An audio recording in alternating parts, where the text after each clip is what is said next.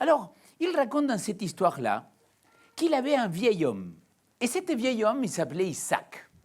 Cet monsieur Isaac, il habitait dans une ville qui s'appelait Cracovie. Cet vieux monsieur, il savait beaucoup des années. Et une nuit, il s'est mis à rêver. Pas simplement une fois, 2 fois, 3 fois, 4 fois, et il faisait toujours le même rêve. Il rêvait que dans la maison d'un autre monsieur, dans une ville très lointaine de là où il habitait, il avait juste à côté de cette maison-là un trésor enterré, un trésor caché. Qui n'aime pas les trésors? Qui n'aime pas aller chercher quelque chose comme ça?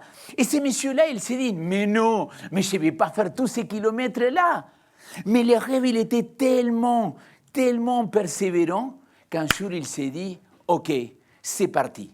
Je vais commencer la marche pour aller trouver mon rêve, pour aller trouver ce trésor-là. Qui te dit, peut-être je pourrais le trouver. Et donc, après des semaines de cheminement, après des semaines de passer par des lieux très dangereux, il arrive à la maison de ces messieurs-là. Le vieux homme, il s'est dit, mais je ne vais pas mentir. Je vais raconter la vérité. Je vais lui dire à cet monsieur-là que, quelque part, j'ai eu un rêve, que j'ai allé à côté de chez lui et qu'il avait un trésor enterré à côté de chez lui. Et donc le monsieur, il raconte toute l'histoire. Est-ce que vous savez ce qu'il a dit? Il a dit, mais t'es complètement fou. Tu as fait tous ces kilomètres pour venir trouver un trésor à côté de chez moi, il n'a rien ici. Il a dit, tu sais quoi? Moi, ça fait des années que je rêve que dans la maison d'un vieux monsieur qui s'appelait Isaac, dans une petite ville qui s'appelle Cracovie, à l'intérieur de chez lui, dans la cuisine, il a un trésor. Il a dit, moi, je ne suis pas parti chez ces messieurs-là. Le vieux monsieur Isaac, il dit, je ne dis plus rien. Je vais rentrer chez moi. Je vais rentrer chez moi parce que finalement, il n'a pas laissé creuser. Et quand il arrive chez lui, devinez qu'est-ce qu'il a trouvé? Dans sa cuisine, un trésor. Mes amis, même si c'est une histoire pour les enfants, combien de fois les adultes, on va chercher ailleurs ce que nous avons à la maison? Combien de fois on perd notre temps, notre énergie, notre argent pour aller chercher ailleurs ce que le Seigneur il nous a déjà béni chez nous, quoi. Je dis toujours pour ces hommes, pour ces femmes, je dis, mais comment tu es arrivé jusqu'au moment que tu as trompé ta femme, que tu as trompé ton mari? Pourquoi tu es arrivé là? Pas quelque part, parce qu'il croyait qu'ailleurs, il avait un trésor, qu'en réalité, il l'avait déjà à la maison. Combien de personnes aujourd'hui, ils sont désespérés pour trouver ces trésors-là? Et les amis, et peut-être vous pensiez que j'allais parler de foot aujourd'hui, mais je ne vais pas parler de foot. Et il y a quelque chose qui ça m'interroge profondément. Sur mon Instagram, de manière très volontaire, je publiais que des choses de Dieu. Je me suis dit, comment est-il possible qu'il y a autant de haine dans les internautes? Comment il est possible qu'il y a autant de gens qui se disent autant de choses méchantes?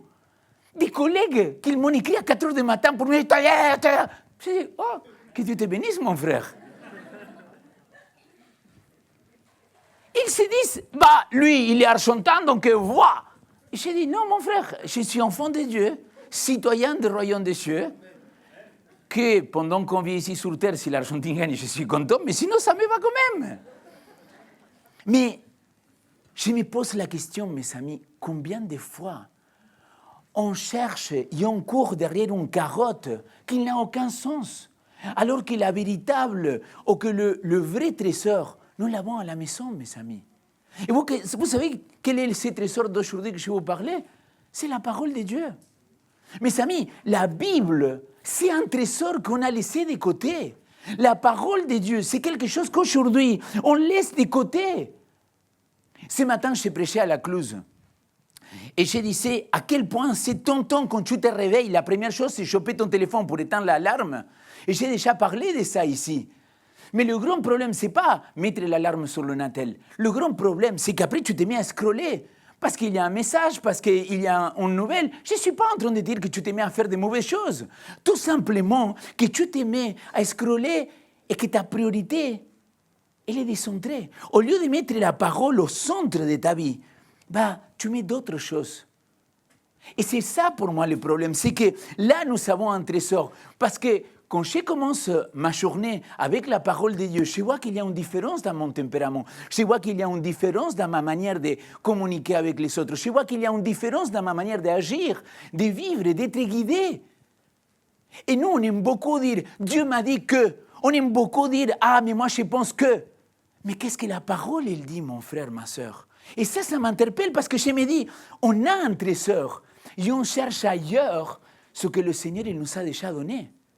Ce matin, je disais, je pense que nous tous ici, on n'a pas une seule Bible à la maison. On a plusieurs Bibles, n'est-ce pas? Même plusieurs traductions. Plusieurs, même langues de Bible. Et tu te dis, et combien de temps tu passes dessus? Et ça, je me parle à moi-même. Parce que finalement, je voudrais que la parole de Dieu soit le centre de ma vie. Mais la véritable question, c'est, est-ce que je comprends que la parole, il est un trésor? Regardez ce qu'il dit le psaume 119, verset 72. C'est un texte que j'aime beaucoup. Ce texte-là, regardez, il dit « Mieux vaut pour moi la loi de ta bouche que 1000 objets d'or et d'argent. » C'est fort ce texte-là, non? Et peut-être tu te dis « Mais Léo, mais là tu fais un problème là. Là il y a un souci, parce que là on parle des lois, on ne parle pas de la parole de Dieu. » Alors, oui et non. Pourquoi? Parce que dans la Bible, quand on parle de la loi, qu'est-ce que ça veut dire, ça, dans la Bible? Ça veut dire que la loi, c'est aussi la Torah. Qu'est-ce que c'est la Torah? La Bible, elle était considérée comme l'enseignement, comme les 5 premiers livres de la Bible, mais que cette Torah-là, il faisait partie d'un ensemble, que c'est la Tanakh. Peu importe si vous vous rappelez ou pas, ce n'est pas ça le souci. Mais la Torah, c'est les 5 premiers livres de la Bible. Et c'est intéressant que tous les monothéistes dans ce monde-là, ils croient dans la Torah. Tous les monothéistes, les juifs, ils croient, les musulmans, ils croient, et les chrétiens, on croit. Tous on croit dans la Torah. C'est quoi la Torah? C'est les 5 premiers livres. Les Grecs, ils vont appeler ça le Pentateuque. Okay? Et ce Pentateuque, les 5 premiers livres, c'était un ensemble. Et le mot loi, Torah, en réalité, il va beaucoup plus loin. Qu'est-ce que ça veut dire? Ça veut dire instruction, ça veut dire enseignement, ça veut dire les 5 premiers livres. C'est beaucoup plus que la loi de Dieu. Et c'est pour ça que je viens. Quand le psaume 119, il dit, mais ta loi dans ma bouche vaut mieux que l'or et que l'argent. Cela, il veut dire que la parole de Dieu dans notre bouche, ça vaut mieux que tous les autres trésors qu'on essaye de chercher ailleurs. Le problème, et je reviens à ce que je disais il y a quelques semaines, combien de versets bibliques on connaît aujourd'hui? Aujourd'hui, c'est plus à la mode d'apprendre des versets bibliques. Et je te dis, je m'en fiche dans quelle traduction, mais au moins savoir où il est, au moins connaître. Savoir que si je suis dans un moment de difficulté et je ne sais pas quoi choisir dans ma vie, peut-être savoir, connaître un texte. L'Éternel est mon berger, je ne manquerai de rien. Si je suis dans un moment de stress parce que je me dis, est-ce que je vais réussir à voir? L'Éternel est mon berger, je ne manquerai de rien. Seigneur, je te fais confiance que c'est toi, mon papa, que c'est toi, mon pasteur, que c'est toi que tu vas me guider dans les verts pâturages. Mais si je ne connais pas la parole, et que chaque fois que je dois connaître quelque chose, je dois aller dire, chat, dis-moi s'il te plaît, quel est le verset que je pourrais lire aujourd'hui? Tu vois où il est le problème? C'est que la technologie, je suis OK, et vous savez à quel point je travaille avec. Mais la technologie, jamais de la vie, il pourra remplacer la parole de Dieu. Et jamais il pourra remplacer ton intelligence. Que ton esprit le parle à ton intelligence pour aller chercher un verset biblique et trouver la parole de Dieu. Amen.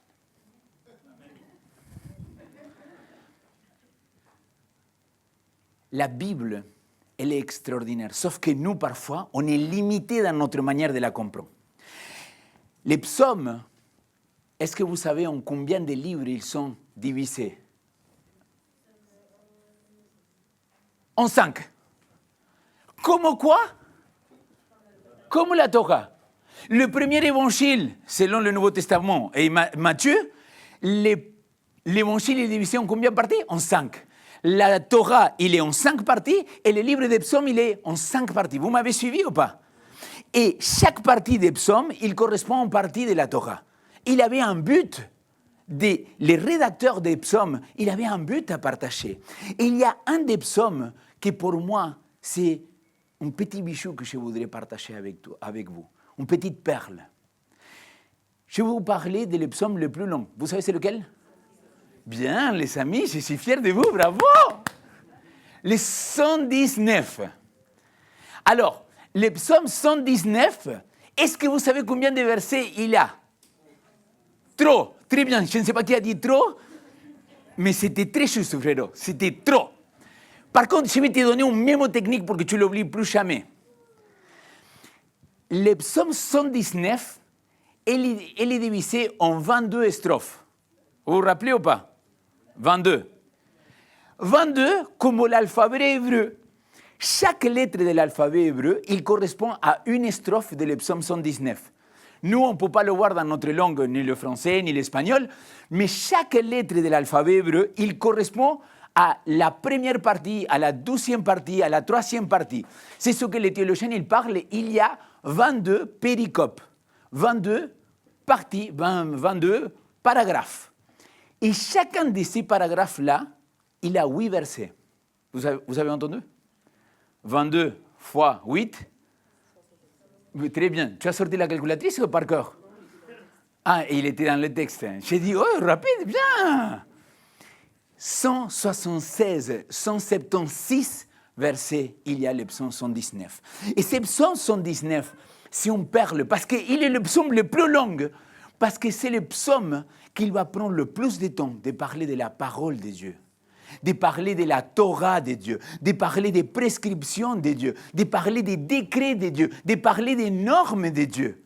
Et c'est là que tu te rends à quel point, pour celui qui l'a écrit, la parole de Dieu, il devait être au centre de sa vie. Et il a dit, ta parole dans ma bouche vaut mieux que les trésors et que l'argent et que l'or. Alors, regardez ce verset biblique, ce qu'il dit. On va le lire ensemble. Le texte, il commence comme ça. Il dit, heureux ceux qui... On va faire les 176 versets, donc accrochez-vous les amis. Non, pas vrai, je rigole. Alors, il dit, heureux celui qui chemine avec intégrité, en marchant avec la loi du Seigneur. Heureux ceux qui gardent les règles et cherchent de tout cœur. Ils n'ont même pas commis d'injustice en marchant sur ces chemins. Tu as toi-même commandé de bien observer tes ordres, que ces chemins, que mes chemins soient assurés pour que j'observe tes préceptes. Alors, je n'aurai pas honte de prendre garde à tous tes commandements. Je te célébrerai d'un cœur droit en apprenant tes décrets de la justice. J'observerai tes préceptes. Ne m'abandonne pas trop. Ce texte-là, il y a 8 fois qu'il va apparaître le mot loi et décortiqué de différentes manières. Je vous l'ai mis en couleur. Donc, il a le mot loi, il a le mot règle, il a le mot chemin, ordre, précepte, commandement, décret, précepte. À chaque fois, l'écrivain, il est en train de dire, tu ne te rends pas compte de ce que c'est la loi. Tu lis la Bible parfois parce que tu te sens coupable et tu dis, il faut que je lise un verset biblique. Non, mon ami, tu es en train de rater un trésor qu'il a ici dedans. Parce que le Seigneur, il veut te parler. Mais pour qu'il puisse te parler, il faut que tu ouvres la parole de Dieu. Si tu ne l'ouvres pas, tu ne pourras jamais savoir quelles sont ses prescriptions. Tu ne pourras jamais savoir quel est son chemin. Tu ne pourras jamais savoir quels sont ses ordres, ses préceptes et ses commandements. Alors, ce texte-là, il est extraordinaire. Parce qu'il commence comment? Quel est le premier mot? Heureux. Et je vous l'ai dit il y a quelques semaines en arrière. Qui avait commencé le même discours de la même manière? Jésus. Dans le sermon sur la montagne, il commence de la même manière. Heureux. Et ce qui est intéressant, que le premier livre des psaumes, parce qu'il est divisé en 5 livres. La première partie, le chapitre 1 et 2, que c'est une introduction à tous les livres des psaumes, mais que c'est une introduction messianique, il parle de Jésus-Christ, il commence en disant « heureux ». Et ces mots-là, heureux, il ne veut pas simplement dire « ah, tu es joyeux, ah, tu as le smile ». Ces mots-là, il veut dire que tu es en marche, que tu es béni, que tu es accompli. D'ailleurs, je vous l'avais dit, Shuraki, en traduction très littéraire de la Bible, il le traduit pour « on marche ». Ce qu'il chemine avec Dieu. En marche, c'est lui qui garde la loi de Dieu. Pourquoi? Parce que quand tu te mets à observer la loi de Dieu, quand tu te mets à vraiment la creuser, à vraiment l'aimer, la parole de Dieu, tu es béni. Tu es heureux, tu es heureuse. Pourquoi? Parce que tu fais de la parole de Dieu tes délices. Fais du Seigneur tes délices et il te donnera ce que ton cœur désire. Psaume 37, très bien. 4, bravo. Très bien. Et je vais commencer à faire plus de tests bibliques pour voir si comme ça on enregistre un peu plus. Mais là, les amis, il y a quelque chose de merveilleux. Pourquoi? Parce que la parole de Dieu, il devrait être au centre de notre vie. Et là, vous savez, un exemple, là, on pourrait commencer à dire, OK, Seigneur, si je prends ces textes-là, ça veut dire que je vais être heureux, heureuse. Si je chemine dans l'intégrité. Mais qu'est-ce que ça veut dire cheminer dans l'intégrité? Regarde comment tu peux commencer ta journée en lisant un verset biblique. Qu'est-ce que ça veut dire marcher dans l'intégrité? Peut-être ça passe par être vrai. Peut-être ça passe par ne pas montrer sur les réseaux ce que je ne suis pas aujourd'hui. Peut-être ça passe par l'intégrité dans ma vie aujourd'hui. C'est de bien traiter mon prochain. C'est d'être vrai et sincère. En marchant avec la loi du Seigneur. Et papa, quelle est cette loi que tu veux me faire découvrir? Est-ce que tu me parles des 10 commandements? Est-ce que tu me parles de l'ensemble de la parole? Et tu t'es mis à creuser. Et la lecture qu'il était de 1 minute, il peut devenir plusieurs minutes parce que tu commences à méditer la parole de Dieu.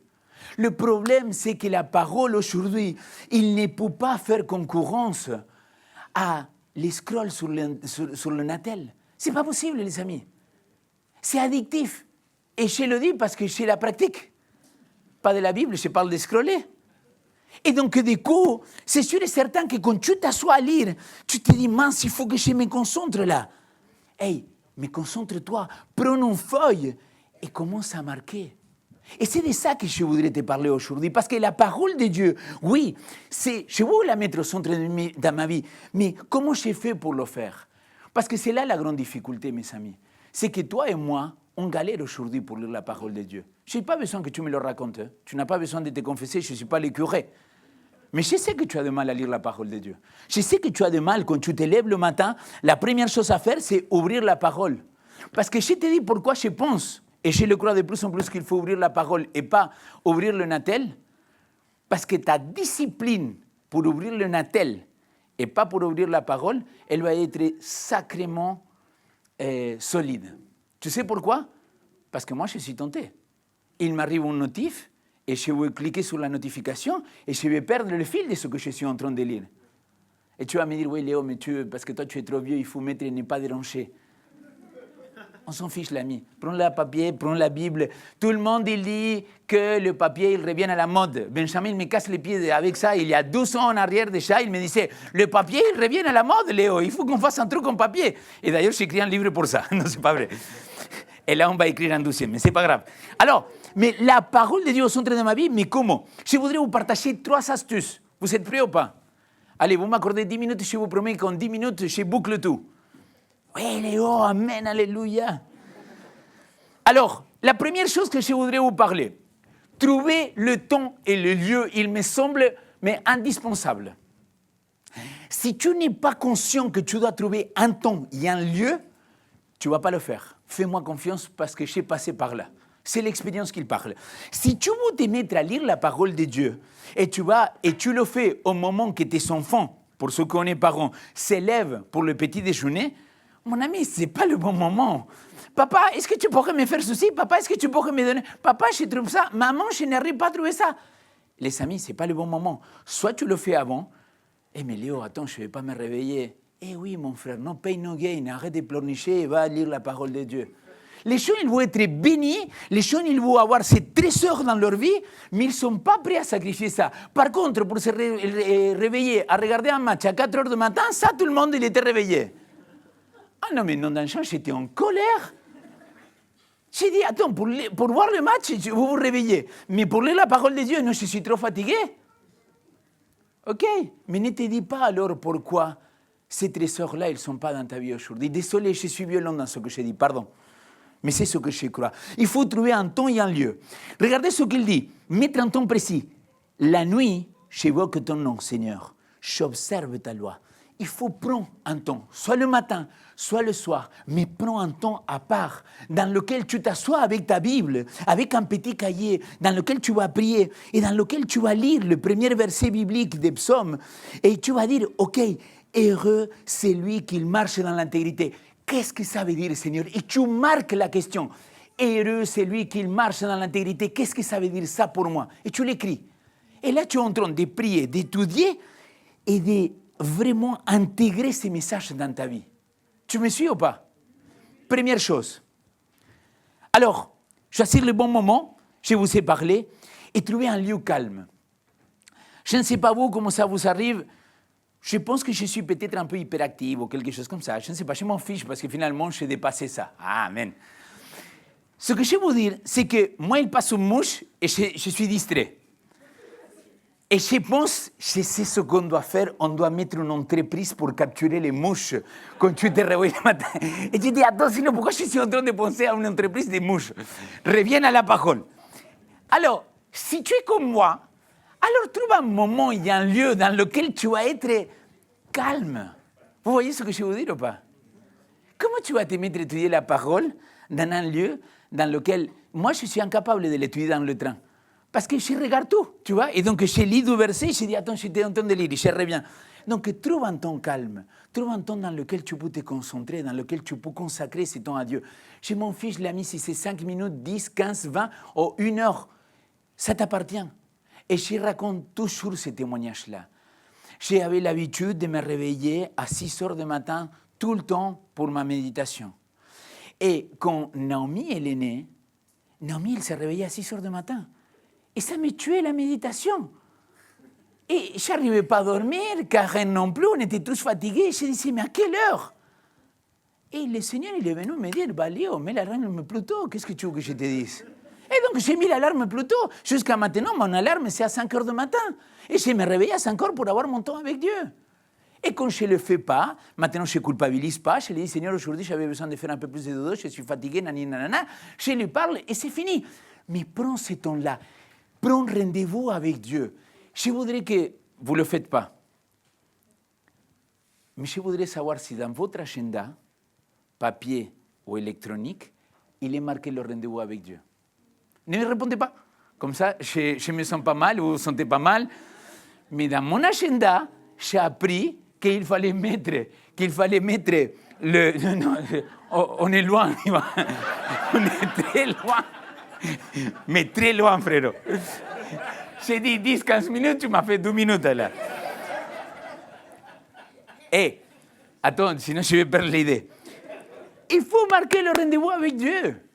Si tu ne marques pas le rendez-vous avec Dieu, je suis désolé, mais ça veut dire que ce n'est pas en priorité dans ta vie. Non, Léo, tu ne peux pas dire ça. Oui, je peux le dire. Et je l'assume et je le dis. Mais un rendez-vous, mais à 5 heures du matin, à 6 heures du matin, à 7 heures du matin, à 14 heures, je mets un rendez-vous dans lequel je sais que je vais être dans un lieu isolé, dans lequel je vais avoir ce temps-là avec Dieu. Et laisse l'opportunité à Dieu de te parler à travers sa parole. Alors, 12e élément, donc trouver le temps et trouver les lieux. On est d'accord ou pas? Ce n'était pas si compliqué que ça. Sinon, vous pouvez regarder un film qui s'appelle War Room. Très bon pour ça, ce que je suis en train de dire. 12e aspect, il faut prier et demander à Dieu pour cette étude de la Bible. Alors, la question c'est, OK, mais qu'est-ce que tu vas prier? Tu vas prier pour dire, bah Seigneur, parle-moi, merci Seigneur pour cette journée? Non. La prière là, pour l'étude de la parole, je pense qu'il doit être un peu plus guidé. La première chose, je pense qu'il faut prier Dieu de nous donner l'amour pour l'étude de sa parole. Regardez ce qu'il dit le verset 36 de Psaume 119. Incline mon cœur vers ta parole et non vers le gain. Amen, oui. Amen. Parce que ça veut dire, au lieu, tu vois, la prière aujourd'hui, ça serait plutôt comme ça. Incline mon cœur vers ta parole et non vers Instagram. Tu vois, parce que ça colle en plus. Ça dépend, si tu n'aimes pas Instagram, tu mets TikTok, Facebook, ou peu importe. Mais ce que j'essaie de te dire, c'est qu'il faut prier Dieu. Il dit, l'amour de Dieu, il a été versé dans notre cœur par son Saint-Esprit. Romains chapitre 5, verset 5. Et si c'est l'amour de Dieu qui va être versé dans notre cœur à travers son Saint-Esprit, c'est le Saint-Esprit qui doit me donner l'amour pour sa parole, mes amis. De toi-même, tu ne vas pas trouver l'amour pour lire la Bible. Je suis sûr de ce que je dis. Par contre, si tu pries Dieu de te donner l'amour pour sa parole, d'être émerveillé à chaque fois que tu ouvres sa parole, il le fera. Amen. Deuxième chose, il faut prier, demander à Dieu de nous apprendre la parole. Regardez ce qu'il dit le verset 12 dans le même psaume. Apprends la parole, apprends-moi tes prescriptions. C'est l'Esprit qui doit venir te convaincre, c'est l'Esprit qui doit venir t'enseigner, c'est l'Esprit qui doit venir te donner cette envie-là. Troisièmement, qu'est-ce que nous devons prier? Priez Dieu pour nous donner l'intelligence. Donne-moi de l'intelligence pour que je garde ta loi et que je observe de tout mon cœur. Verset 34. Encore le psaume 119. Je ne sais pas combien de fois je le racontais déjà, mais j'aime beaucoup le raconter. Quand je me suis converti, mes amis, Ellen White, dans Le meilleur chemin, quand il parle sur la Bible, elle dit qu'il n'y a rien de mieux que la parole de Dieu, la Bible, pour élever ton intelligence. Donc, pour te faire plus intelligent. Et donc, moi, je le prie à la lettre. J'ai dit, je vais lire la Bible pour devenir plus intelligent. Et vous savez quoi? Au nom de Jésus, je suis devenu plus intelligent. Donc, il faut prier pour que le Seigneur il nous donne cette intelligence. C'est lui qui nous a créés. C'est lui qui va nous donner la capacité de comprendre sa parole. Alors, s'il te plaît, si tu n'as pas l'habitude de lire la Bible, ne commence pas par Ézéchiel. Ça, c'était une blague pour les connaisseurs. C'est incompréhensible, vraiment, Ézéchiel, il était. Quatrièmement, prie et demande à Dieu la mise en pratique de sa parole. Fais-moi vivre selon ta parole. 2 Timothée chapitre 3, versets 16 et 17. Toute la parole de Dieu, il était inspiré pour faire quoi? Pour nous éduquer, pour nous confronter, pour nous redresser, pour nous instruire à toute justice. Afin de quoi? De que tout homme et femme devienne parfaitement équipé pour toute bonne œuvre. Si tu lis la parole de Dieu, il doit te transformer pour la journée, pour que tu sois la meilleure version de toi-même, selon ce que Dieu il a voulu dans ta vie. Et c'est exactement de ça qu'il parle. Alors, ça c'est quand tu dois prier et demander. Donc on a dit, premier temps, trouver un temps, un lieu, prendre un rendez-vous. Deuxième temps, prier et demander. Et troisièmement, pour moi le plus important par rapport à la Bible, il faut créer l'habitude, la bonne habitude de lire la Bible, d'étudier la parole de Dieu. Vous m'avez suivi? Il faut créer la bonne habitude d'étudier la parole. Alors, il y a une citation que j'aime beaucoup. Comment créer cette habitude-là? Regardez ce qu'il dit. C'est mon pensée et tu moissonneras une action. C'est mon action et tu récolteras une habitude. C'est mon habitude et tu récolteras un caractère. C'est mon caractère et tu récolteras un destin. Elle est bien, non? Mais si tu n'as pas la discipline pour t'élever ou pour prendre un temps pour ouvrir la parole de Dieu, je suis désolé, mais le Seigneur, il ne peut pas le faire à ta place. C'est la seule chose qu'il ne peut pas faire à ta place. C'est que tu sois discipliné, que tu prends le temps d'étudier, que tu prends le temps d'aller lui demander de te donner cet amour pour la parole, de te donner l'intelligence, de te donner la compréhension et de te donner cette envie-là de vraiment creuser la parole de Dieu. Alors, je ne sais pas si vous l'avez entendu, mais ils disent que pour créer une habitude, on a besoin de 21 jours. Là, c'était le moment brisselin. C'est juste que, tu vois, on n'était pas en synchro. Mais ils disent que pour créer une habitude, on a besoin de 21 jours. Vous l'avez déjà entendu ou jamais? Alors, pour créer une mauvaise habitude, vous savez combien de jours? Même pas 14, un seul, ça suffit. Si tu avais une mauvaise habitude, tu la supprimes, dans un jour, elle revient la mauvaise habitude. Donc, pour créer une bonne habitude, on dit qu'on a besoin de 21 jours. Et je vous donne un exemple. J'avais créé la bonne habitude de tous les matins sortir marcher avec mon ami Fred. Il est quelque part par là-bas. Ah, il est là-bas derrière la caméra. Et on sortait marcher tous les matins. Et un jour, je ne sais pas pourquoi, on a arrêté d'aller marcher. Un jour, ça suffit pour dire, c'est pas grave, Fred, on arrête. Et donc, du coup, il faut persévérer. C'est pas que 21 jours. Mais si tous les jours, à la même heure, tu prends plaisir et tu vas créer cette habitude-là, c'est magnifique. Et je voudrais te lancer un challenge pour finir, pour créer cette habitude-là. Quel psaume on a étudié aujourd'hui? Ok. Combien de strophes, combien de péricopes, comme ça j'ai fait mon théologien, il avait le psaume 119? 22. Et aujourd'hui, on a étudié quel verset à quel verset? 1 à 8. Il reste combien? 21. Vous savez, 21 jours pour créer une bonne habitude. Ça suffit de dire de verset 1 à 8, c'est la première strophe. La deuxième strophe, ça va être de verset 2 jusqu'à 9. Merci. Ouais. C'était plus comme ça. C'était de 9 jusqu'au 16. Alors, tu as 21 jours pour créer une habitude. Et vraiment, si tu prends le temps de prendre les psaumes et prendre le psaume 119 et de dire, OK Seigneur, aujourd'hui ça va être le premier jour. Samedi, ça compte comme le premier jour. On a étudié verset 1 à 8. Si tu veux, avant de te coucher, si tu as insomnie, je te promets, tu te couches, tu ouvres la Bible en papier, tu lis 30 secondes et tu t'endors, promis. C'est littéral, c'est impressionnant. Parce qu'il y a un trésor dedans. Alors, aujourd'hui, pour mettre la parole de Dieu, mon challenge, c'est ça. C'est que tous les jours, on va envoyer sur le groupe Vivo spirituel les 8 versets pour que tu n'oublies pas. Mais j'espère que tu vas prendre ce rendez-vous-là. Et que tous les jours, lundi, mardi, mercredi, et ainsi de suite, tu vas pouvoir prendre et lire 8 versets.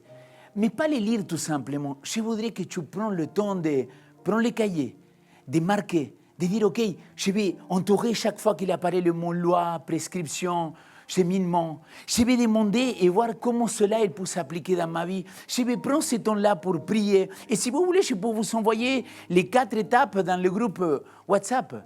Mais sincèrement, l'ami, j'aimerais te dire quelque chose. Parfois, je me dis, qu'est-ce que je peux gagner, que vous le fassiez ou pas? Moi, je ne gagne rien. Par contre, qu'est-ce que tu as à perdre? Moi, je te dis, teste-le, mon frère. Et si après, tu as envie, après ces 21 jours, de lire la Bible en entier, je dis, Amen, Alléluia. Mais moi, je te demande 8 versets. Mais pour lire les 8 versets, je ne te demande pas simplement de le lire, mais de l'étudier, de les creuser, d'aller des versets, demain, des versets 9 jusqu'au 16, et vraiment l'étudier au 17. Peu importe, vous m'avez suivi. Vous comptabilisez, sinon vous recherchez une Bible avec les péricopes. Et étudiez-le, marquez votre Bible, dites comment Dieu il t'a parlé. Et si tu commences à changer ta manière d'étudier la Bible, tu verras s'il n'a pas de résultat. Cette challenge, je l'ai fait il y a très longtemps en arrière dans un culte oasis. Mais il y a très, très longtemps. Et une petite gamine de, je ne sais pas, il avait quoi, 8 ans, 10 ans. Elle lui dit à la maman, maman, à partir de maintenant, on va faire tous les jours ces challenges-là. Si une gamine de 8 et 9 ans, ou 10 ans, il peut faire le challenge, comment toi tu ne vas pas pouvoir le faire? Alors, j'aimerais que vraiment, on puisse prendre un temps pour que tu le dises à Dieu, Seigneur, c'est vrai que parfois, la parole, il n'est pas au centre de ma vie. Mais je m'engage, et ça c'est toi que tu vas le dire, je ne peux pas le dire pour toi. Après, je vais faire une prière communautaire, mais l'engagement, ça t'appartient à toi, ça ne m'appartient pas à moi. Et tu peux dire, Seigneur, je m'engage pendant 21 jours. Ce n'est pas non plus une folie. À lire ces 8 versets tous les jours des psaumes. Et de vraiment l'étudier. Prends un temps à part avec toi. Donc, je vais te laisser ce temps-là. Et après ce temps-là, je vais te proposer qu'on fasse une prière tous ensemble. Ça te va? Parfait. Merci d'avoir regardé cette vidéo jusqu'au bout. Si elle t'a inspiré ou touché, n'hésite pas à liker, à partager et surtout t'abonner pour ne rien manquer. Rejoins la famille Vivo. pour des messages qui t'inspirent, t'aident à avancer chaque semaine. Dis-nous aussi en commentaire ce que tu as retenu ou aimé dans cette vidéo. Je te dis à très bientôt pour une nouvelle vidéo. Reste connecté avec notre Seigneur Jésus-Christ.